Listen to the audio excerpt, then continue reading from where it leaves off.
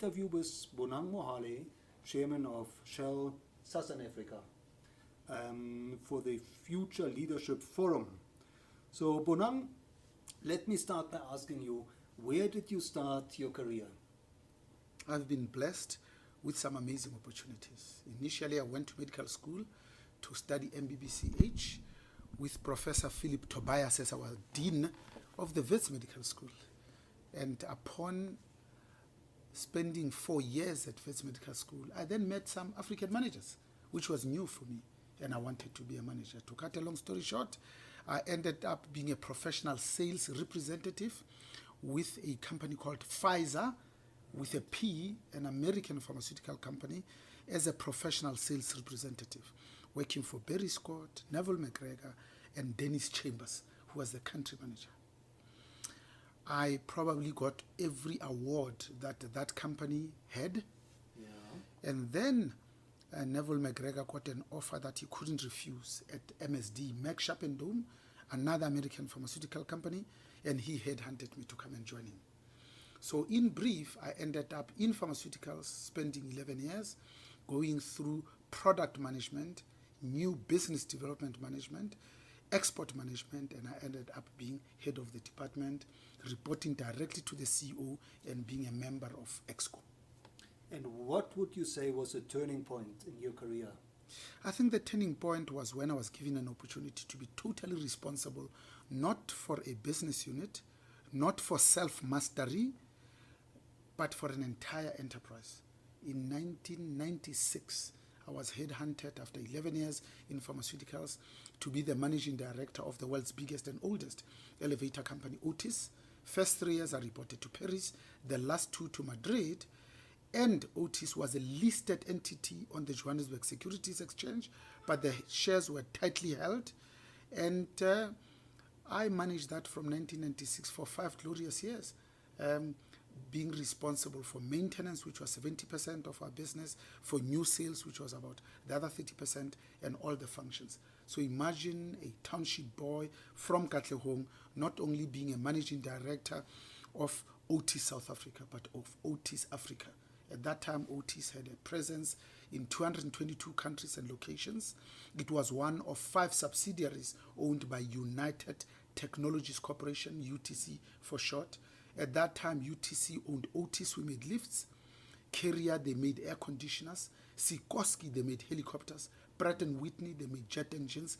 And Hamilton Sandstrand, they made environmental products. Toilets for the space shuttle, suits that are worn by astronauts, and cabins for Apollo 13, for instance. So is that where you developed your leadership skills and your leadership style? I think leadership skills develop over many years without one even being aware. Yeah. It's a mixture of what you read, what you experience as a subject of management being hoisted upon you, but also it's what you distill and synthesize over years of trial and error, and you end up with 4 or 5 things that genuinely work. And what would you say does the future of leadership hold? Looking at today, looking at tomorrow, what do you see for the future of leadership? In fact, you know, for me, anybody that feels called upon to lead is a leader. So therefore, a bus driver, a domestic worker, a supervisor, a managing director of a company can be a leader. You just need to feel called upon to lead. So leadership, it's about influence. It's about creating movement. It thrives when 3 qualities are present. So first, of course, you need some sort of a compelling vision that will boil men's blood in the collective sense, men in a universal sense. You also need to be bold and courageous, because leadership, it's about being a pioneer. It's about kicking stuff. Thirdly, it's about integrity. You can't be a leader who's immoral. You can't be a leader who does not command respect purely by your behaviors. So those 3 are absolutely important. So leadership for me is very different from management, because management is about getting things done through others. Leadership is about being genuinely obsessed with the development of others. So in its broadest sense, it is about talking straight. It is about extending trust. It's about starting first with the who, then the what. It is about righting wrongs. It is about finding it very easy to palette, highlight, and celebrate the achievements and accomplishments of others. Now, you mentioned the first quality being vision. How would you describe your vision? So my vision depends on where I am, because a leader is a product of one's context. So when I was at OTIS, I had a different vision from the 8.5 years I spent as the group CEO, the vice president of Upstream, and indeed the chairman of Shell South Africa. Different. And it would be different for a vision that I would have in our investee companies, for instance. But by and large, you want a vision to be something that is a dream on top of the mountain. You want to take your people to a place where they've never been. You want to paint it in words in such a way that they're able to see it, even though they've never been there, so that they can touch it, they can feel it, they can smell it, not just visualize it.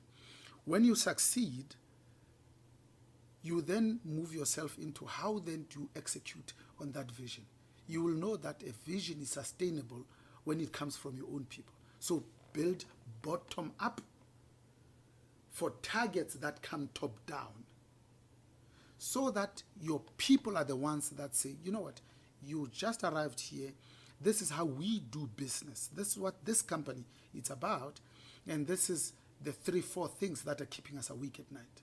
And then you play it back to them and you say, if I hear and understand you correctly, then you are saying that we need to turn left 1 degree. You see people nod vigorously because you were able to correctly interpret their own perception of where they are and where they want to be.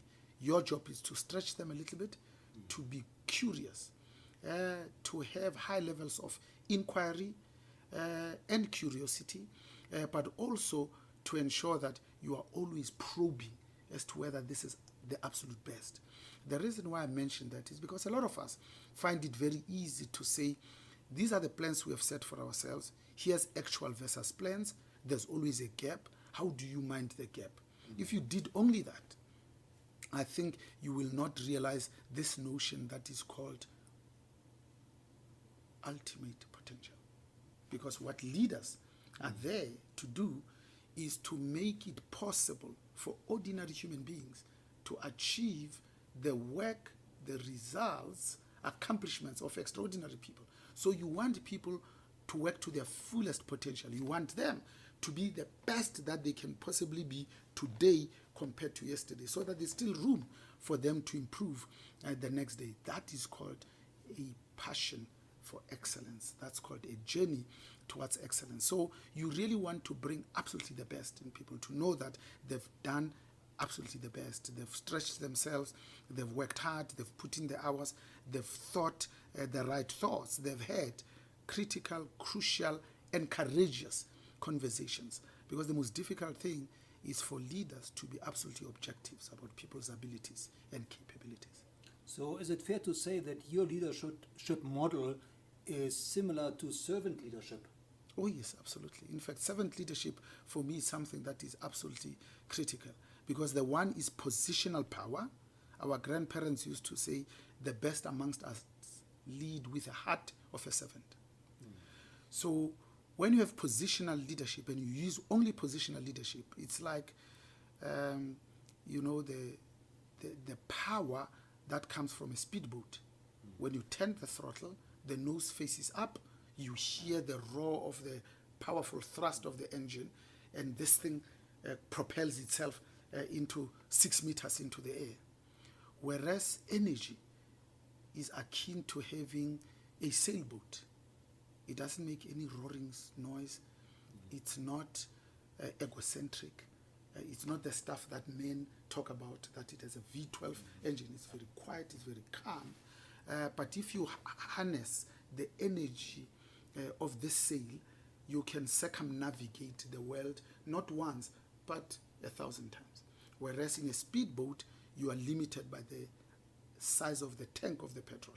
If you take it too far into the sea, you'll come back pushing it. So by definition, power is finite, whereas energy is infinite. So servant leadership is giving people permission, it's empowering them to believe that they also are leaders of the organization, that this is as much their company as it is the chairman's, the group CEO, the president, or the MD. When you give them that permission, then they hold each other and one another finally accountable, rather than looking at the boss to hold people accountable. They do that themselves. Then you reach a stage where people will wake up in the middle of the night because they've found a solution to the problems that have been bedeviling them during the day, and they, in their pajamas, jump into their car, go to the office to go and solve a problem, and you'll never even know about it.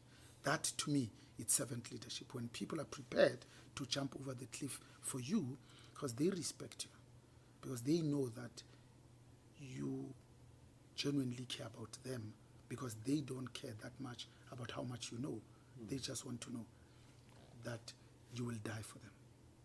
So what would you tell aspiring leaders to focus on when seeking and developing their own vision?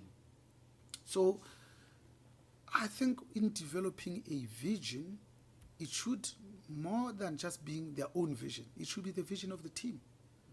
Because peak performing teams will always outmaneuver, outachieve individuals, especially individuals of superstars. It's those people that can look at the business end to end in an integrated fashion to derive integrated value, rather than let me shine at the expense of everybody else. So you will know that you are succeeding when that vision puts leadership bang in the center of everything that it does. And it's surrounded by 3 or 4 things. So the first, context. To really have a reflection about what pain have we been brought here to solve at this time, in this country, in this context, when so many of us dare to hope. Secondly, you then say, what structures can we put in place that are fit for purpose to make sure that you can deliver with speed and simplicity? Then thirdly, you then say, how can we put systems and processes that will support and sustain this vision? You use technology, you embrace tools of the 21st century. And then lastly, and I would submit the most important of them all, is what type of culture is going to prevail in the organization. I submit that there is nothing more important than creating a building, developing, rather than a tearing down and destroying culture. Because culture is that fertile environment where any seed can fall, develop roots, have traction, and bear fruit in abundance. So if you are biblically inclined, you go back to the parables of the 4 seeds and say there was nothing special about any of the seeds. Any of those seeds falling on fertile ground could have bore fruit in abundance. Therefore, our job as leaders is not to worry so much about treating individuals as to create an enabling, empowering environment where everybody feels needed and wanted, where their contribution is valued. When you succeed in doing that, then you perfect the work of a farmer. The farmer does not spend 80% of their time massaging the individual seeds. No, they spend 80% of their time tilling and preparing the soil so that any seed, irrespective of shape or form, can bear fruit in abundance. So the greatest challenge we have is how do we prepare the environment, the climate that is empowering, that is understanding, that is supportive, that is building and creating, that is not destructively competitive, but the one that is synergistic, that is collaborative, that is more consultative, where people feel free to speak their mind because they know that their ideas also matter. So in your experience, what are the best ways to prepare the soil and to create such a positive, empowering environment and culture? So you can be as simple as you want. without being simplistic. So the one might start by saying, here's our current reality, here's a future vision. How do we move from here to there? In one big leap or 1,001 little steps? The other one might say, you know what, like typical strategic planning process, maybe let's start with a compelling vision. Then we have a reason for existence, which we call mission. In there you do your values. These are your true north, especially at difficult times when you are confronted with not so easy decisions. They guide your thought processes so that you always land at the right answers. And if you really succeed in getting that true north right, then one can move to the next stage to say, I've got a compelling vision, I've got some values, maybe let me do a SWOT analysis so that I can look through the window at opportunities and threats, but look internally at strengths and weaknesses so that I can focus the time, energy, and effort on exploiting those weaknesses to correct them so that we can chase the opportunities to quadruple the size of the business. You SWOT analysis driven by your values, then you can come up with 4 objectives. Key things that you want to achieve just in that year. And then your action plans are informed by those objectives. And then you end up with who is going to do what, when, how. Many companies are very good at telling you who they are, what they do, and how they do it. But very few of them spend as much time telling you why they do it. Why does it matter? Why them? Why not anybody else? Why this time? And the why is important, because once you can go through that barrier, people will be self-reflecting. They will be self-driven. They will achieve whether or not the boss is there. And that, for me, is the difference between management and leadership, because leadership concerns itself with what happens when I'm not there. Can I imbue the type of behaviors that would sustain this business, that are consistent with where we want to ultimately be? And that, to me, is absolutely the stuff of leadership. So how important would you say are role models to guide the behavior of others? Because all of us are imperfect human beings overseeing imperfect companies.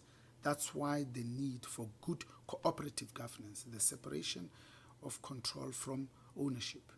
You then say, the reason why all of us get better today compared to yesterday is because we emulate others. The only man that can claim genuine authenticity and originality is Adam. All of us have copied somebody, have seen how people do things, how they speak. We've liked the way they gesture.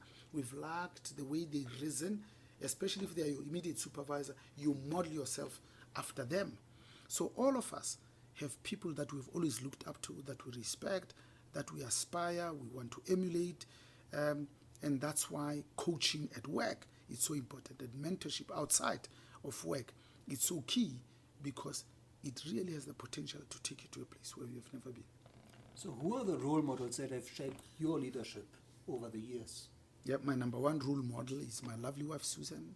24th of August, we'll be happily married for 36 years. So I got married to her when I was 17, knew nothing, had nothing, except I knew and I was convinced that I'm in love. She's very brave to have stayed for 36 years without trading me in for a cleverer, younger, much more hardworking spouse, for instance. The second is to say, in business, there's been amazing plethora of African leaders, from Lord Maduke Ndlovu, who was the MD of the BMF and went on to become the president, started as a miner and went on to become a CEO of one of the biggest banks in this country, People's Bank, and ended up serving on the board of Netco. You'd think of people like Mark Labner, who has been giving of his time, total and absolutely expecting nothing in return, as a role model. Started the Smile Foundation, Ma Africa Tikkun, selfless giving, absolutely the other, not self-centered. And of course, people like Met Luria Serobe, who started Whiphold, a group of women who wanted to have a holding company, an investment company, but also, most importantly, an operating entity. Truly profound and inspirational stuff based on what they've achieved. And of course, one would look at people like Saki Matlozoma, who was a politician, co-wrote Kolihlahla Mandela's first speech when he came out of Victor Verster prison, and metamorphosized and transformed himself from being a politician to really being a consummate business person. They ran rail, and they ended up starting their own investment called Safika Investments with Mosumwashe. And I think the net asset value of that company is north of 1.5 billion. So they've done very well. And one compares and contrasts this with just the mundane stuff of just trying to do everything on yourself and on your own without really learning from anybody. Lastly, you know, we have a Sesotho expression that loosely translated in English goes something like, sons learn by watching the back of the heads of their fathers. So you need somebody to have walked before you, for them to have made the mistakes. They share the mistakes and the learnings with you. They hand over their contacts and networks, and thereby you are spared the pain, sometimes life-threatening mistakes that you could have made when you started out from the code without knowing anything, without being experienced in anything. Nonetheless, being able to humble oneself so that your people can be better led. So really what we want is for our people to play it back to us to say, here we can see that we have leaders that can fully commit and deeply commit on the basis of full understanding, because we give them all the facts, because we trust them to lead us. We have nothing to hide, because we trust them so much that we're not even worried about how the meeting is going to pan out, as long as we have kind of told them, and then together we can figure out how we can continue on this expansion role and indeed journey, because that's what it is. You never say, I'm perfect. You say, I'm always searching and striving for excellence, if it helps. So the dialogue is important, obviously. You mentioned the business tools of the 21st century. In your view, which are the key technologies that leaders should be utilizing today? Yeah, so first you speak about conversations. So my grandmother had an expression that says, man's greatest accomplishment is through talking, and man's failure is through not talking. So as long as we are talking, we're moving somewhere. We might not even agree. At the end, we might even agree to disagree. That's what democracy is all about. The reason why leadership matters, not only because it makes ordinary people achieve results of extraordinary people, is because context matters. Really, context matters. So when you say, what are the leadership attributes, say, of the 21st century? I can think of a few. So the first is, how can we embrace digital tools?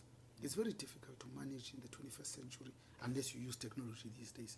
When we're talking about miniaturization, nanotechnology, we're talking about driverless cars, we're talking about renewable energy. Secondly, it's about saying, can we be more explicit in demonstrating genuine care for our people? Because our greatest asset is our people, not the buildings, not the products and services that we sell, but the people. Because they are the ones that come to work every morning, pack everything nicely to make sure that they can indeed start the day. And then lastly, it's about developing this muscle called agility, not only because it rhymes with stability, because we need to be agile, to move fast, because there are only two types of companies, the quick and the dead. So depending on the choices that we make, we can set our own organization on the path of destruction and death, or we could set them on the path of renewal and high energy. Now, it seems that leadership is more important than ever today. Why do you think that is? Why is it that leadership has become such a valuable commodity, and why is it that there seems to be a leadership vacuum globally? That there seem to be so few true leaders? Especially of late. So first of all, we have many managers, but too few leaders in the world and in the business world. So what has blindsided us, these black swan events that gave us Donald Trump as the president of the biggest economy in the world, US of A, and then it went on to give us Brexit at the time that we didn't expect it. So we were absolutely blindsided. And in France, this very Sunday, they'll be going on to the second round, Emmanuel Macron, together with Marine Le Pen, to fight for the hearts and minds of the French electorate. So that being said, we need more, not less technology. We need more, not less access for our people into these 21st century tools. And what we also need is a belief in our people that they can do all things and they can be all things. If they can dream it, of course they can do it. Lastly, if we succeed in embracing this 21st century entry-level requirements or table stakes, then maybe we can achieve four things. So first is, how can we effectively and more efficiently encourage team collaboration? Because teams, more than individuals, matter. Secondly, to demonstrate again our absolute obsession with people, because our greatest asset is indeed the people. Thirdly, to be able to say, can we champion our own desired change? Because we said when we started, leadership, it's about influence, but it's about creating movement. So can we imagine the type of future that we want? And then lastly, it's about saying, can we empower our people, create an environment where not only are they free to speak their mind, but they can provide us with critical perspectives. Because it's only people that give you critical perspective, not praise singers, not the ones that agree with you, that will give you a step change in business. But to go out of your way to hire people that don't look like you, that don't come from the same private school as you do, that don't smoke the same type of cigarette as you do. Now, last but not least, Bonang, what role would you say does African leadership hold in the world, in the new world, in the future? As we speak, the World Economic Forum is taking place in Durban. So how do you see African leadership principles to contribute to the future? So I'm actually going to World Economic Forum this afternoon when I finish with you, because my session is tomorrow morning at 7 o'clock. I would have been there for the whole week if my diary was not so hectic, but also if I had not already attended 8 of these World Economic Forums in the last probably 8 or 10 years. And Davos probably about 9 times. So the one tragedy is that we were very eager to adopt Western types of concepts into leadership. All of us went to American schools, so we're very hasty to jump to conclusions and to take things to the next level. And when you're selling something, within 30 minutes, your pen or my pen. Whereas people from the East and from the people from Africa, they value more relationships. So you won't meet somebody for 30 minutes and then they give you an order. They want to know that they can trust you. How do we elicit that trust? And how do we envelop a trusting culture and indeed environment? So that Africa has not contributed to the world economic agenda in terms of just things that are genuinely, uniquely African. We only have ourselves to blame because we've been mimicking others, and we can't get far if all you do is to copy what others are doing. You need to think hard and reflect and say, but what makes us a people with great natural endowment? What makes us tick? And then how can we bring that to the work environment in such a way that we build sustainable businesses? And I'll give you an example. In Africa, we place a lot of value on teams rather than individuals, on over-communicating rather than under-communicating, of being consultative and participative rather than charismatic, and this is my way or the highway. If we were to think about how to bring that into programs like the ones that we are running, then, and maybe, then we can look our children in the eye and say, here's the baton, you give this a step change. We speak about Ubuntu, for instance. This humanity, the humanness with everything that we approach business, because we say, it doesn't matter what you do, let's always try and remember the people involved. Even when you retrench people, you still know that they're human and you still do it with respect. So we've got values that talks about honesty, integrity, and indeed respect. And to look at those things at play in Africa, it's absolutely, truly extraordinary and mind-blowing.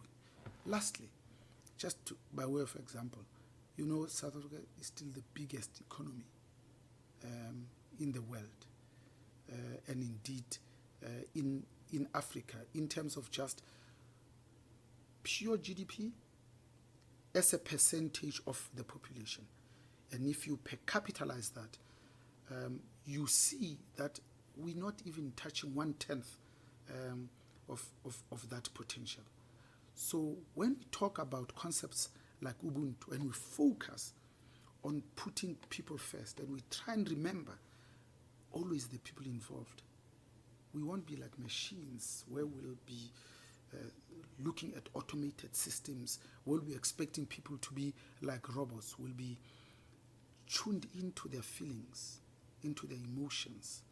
We'll be wanting to worry about where they come from and who they are and how they prefer to do things. We'd ask them how they are in the morning to ensure whether they did sleep last night. Maybe they've got a newborn and they didn't really rest. We'll be genuinely wanting to listen so that when they say, you know, I'm really at work, but I've just lost my brother, then we play it back to them and say, what the hell are you doing at work when you should be with the family helping them to prepare?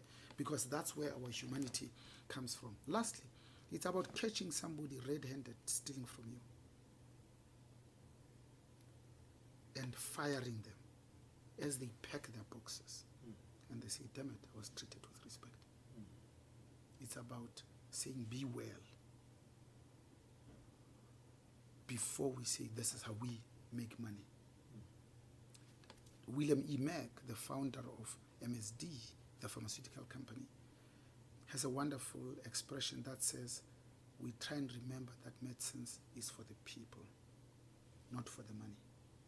The more we have remembered that, the more money we've made. Isn't it amazing that the people who chase money hardly ever make any? But those that follow their passion make money until it comes out of their ears. So companies that are really focused on people development, their own personal growth and development, they make money until it comes out of their ears. Because this thing called the world of work, for me, is a confluence of two things, personal and business.